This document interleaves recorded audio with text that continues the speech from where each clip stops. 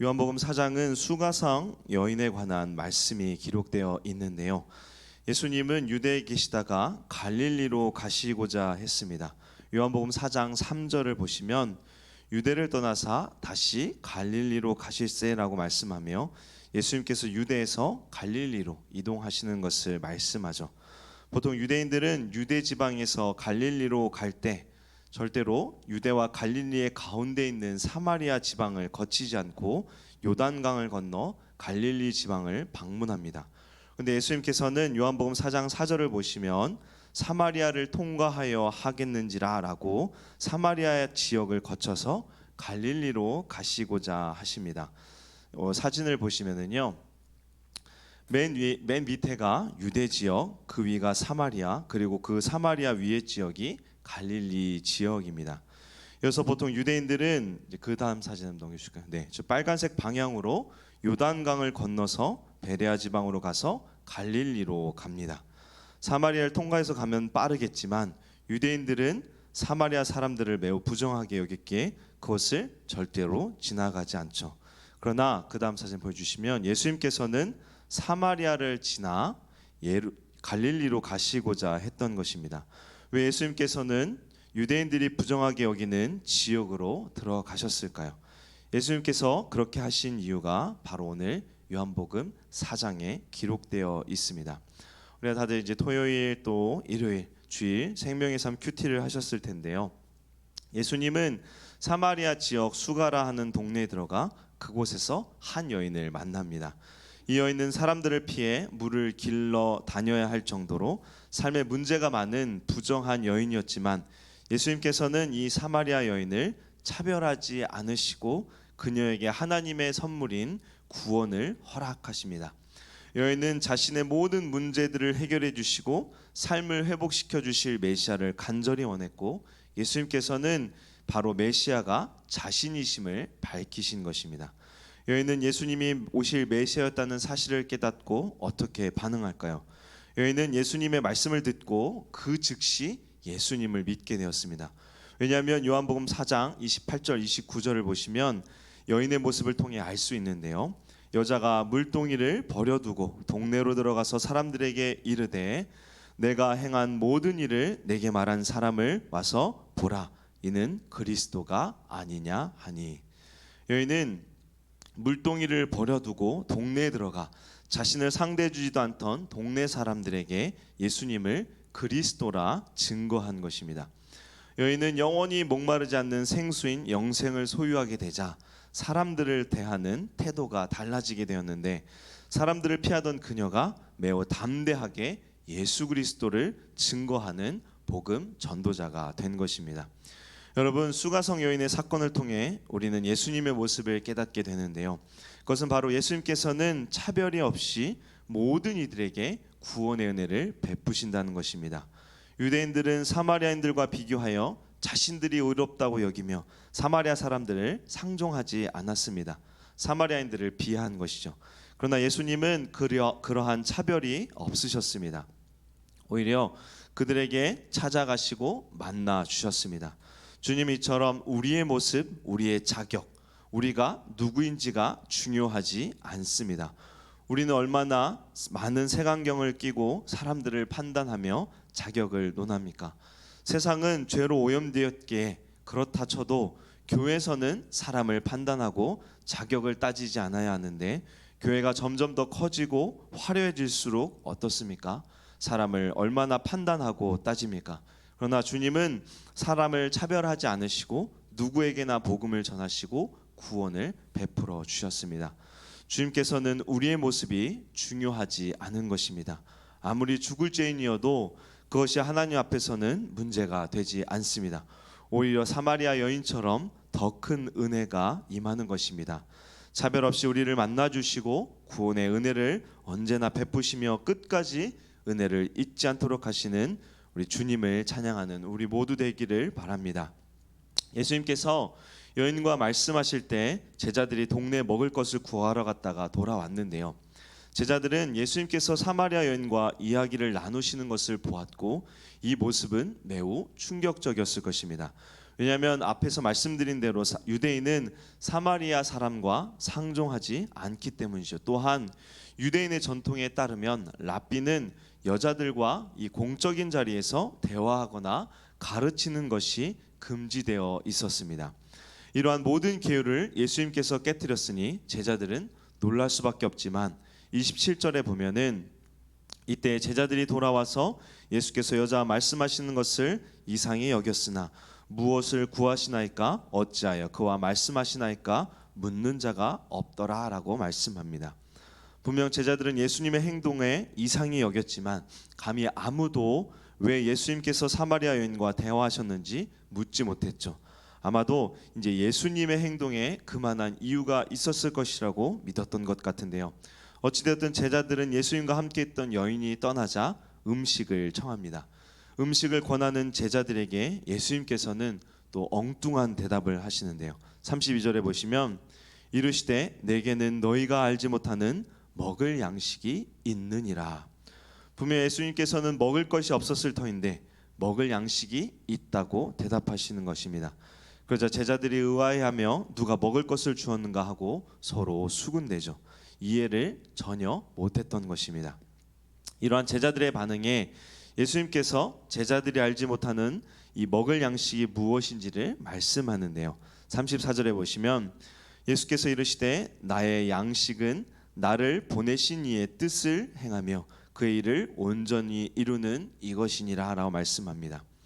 예수님께서 말씀하신 양식은 하나님의 뜻을 행하며 온전히 이루는 것이라고 말씀하죠. 하나님의 뜻은 무엇입니까? 그것은 버림받은 영혼을 구원하는 것입니다. 제자들은 육적인 양식을 예수님께 말했지만 예수님께서는 육신을 위한 음식보다 영혼을 구원하는 것이 더 귀중하고 소중함을 말씀하는 것입니다. 그러면서 35절에 이렇게 말씀하는데요. 우리 35절 말씀 함께 읽겠습니다. 너희는 넉 달이 지나야 추수할 때가 이르겠다 하지 아니하느냐. 그러나 나는 너희에게 이르노니 너희 눈을 들어 밭을 보라. 희어져 추수하게 되었도다. 지금은 아직 추수할 때가 아니었습니다. 그러나 예수님은 그러한 밭의 곡식을 두고 땅의 추수를 말씀하신 것이 아니라 사람의 영혼 구원에 관하여 말씀하신 것으로 지금 예수님과 이야기를 나눈 이 여인이 예수 그리스도를 가서 증거하자 마치 벼 이삭이 휘어져 흔들리는 것처럼 이 사마리아 사람들이 예수님께 몰려오는 것을 보시며 영혼 구원의 시기가 바로 지금임을 말씀하는 것입니다. 요한복음 4장 30절 39절에 보시면 30절에 그들이 동네에서 나와 예수께 오더라. 39절에 여자의 말이 내가 행한 모든 것을 그가 내게 말하였다 증언하므로 그 동네 중에 많은 사마리아인이 예수를 믿는지라 라고 말씀합니다. 유대인들이 부정하다고 여기는 사마리아 사람들이었지만 그들은 유대인들과 달리 이 여인의 말을 듣고 예수께 나왔고 또 예수님을 구원자로 믿었습니다. 그들은 겉으로 보기에 구원받을 자격과 조건이 없는 자들처럼 보였지만 예수님께서 보시기에 그들은 추수할 영혼들, 구원받을 영혼들이었던 것입니다. 그래서 예수님께서는 36절에 이렇게 말씀합니다.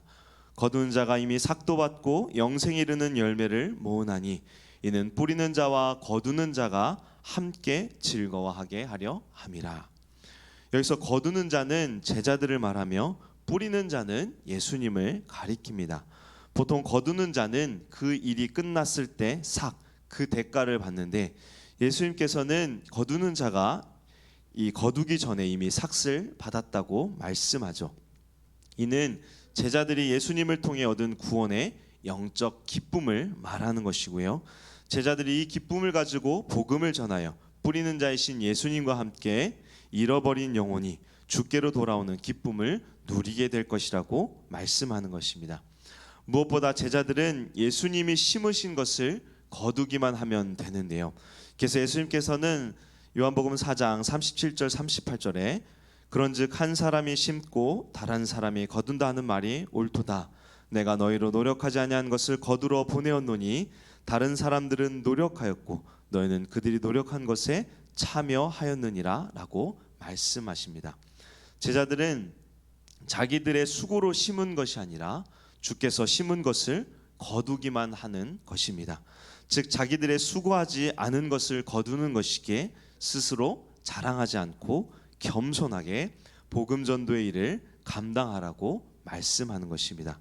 더 놀라운 것은 사마리아인들의 모습인데요. 4장 40절 41절 모습을 보면은 예수님을 증언한 여인을 통해 예수를 믿었던 이 사마리아 사람들은 예수님께 더 머물도록 간청하였고 이로 인하여 예수님의 말씀을 믿는 자가 더욱 많아졌다고 말씀하는데요. 42절에 이 사마리아 사람들이 이렇게 고백합니다.